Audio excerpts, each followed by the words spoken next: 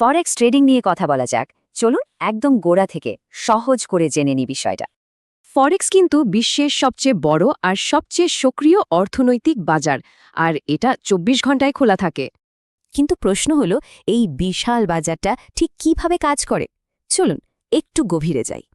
মানে খুব সহজ কথায়, এক দেশের টাকার বদলে আরেক দেশের টাকা কেনা বেচা করা, দামের ওঠানামা থেকে লাভের আশায়।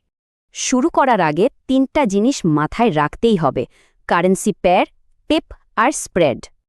এই যে পেপ, এটা হলো দামের একদম ক্ষুদ্রতম পরিবর্তন মাপার একটা একক।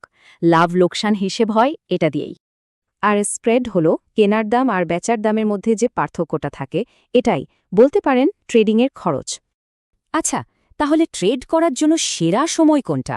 কখন মার্কেট সবচেয়ে বেশি জমজমাট থাকে?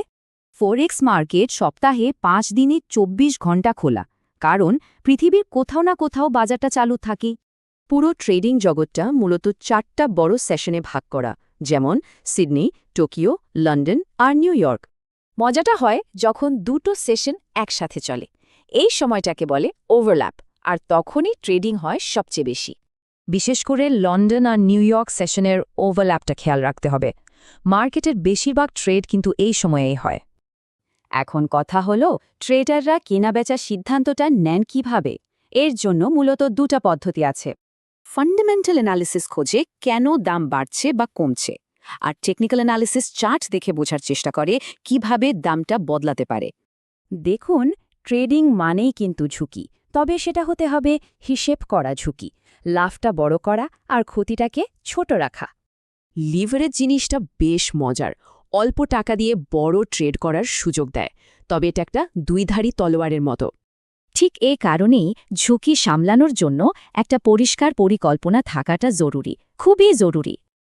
এর মানে হলো নিজের ঝুঁকি নেওয়ার ক্ষমতাটা বোঝা, প্রতিটা ট্রেডে ঝুঁকির সীমা ঠিক করা আর স্টপ লস ব্যবহার করা। অনেকেই একটা নিয়ম মেনে চলেন, সেটা হলো একটা ট্রেডে নিজের অ্যাকাউন্টের 2% বেশি ঝুঁকি একদমই না নেওয়া। তাহলে মূল কথাগুলো কি দাঁড়ালো? বাজারকে বোঝা, অ্যানালাইসিস করা আর সবকিছুর উপরে নিজের মূলধন বাঁচিয়ে রাখা।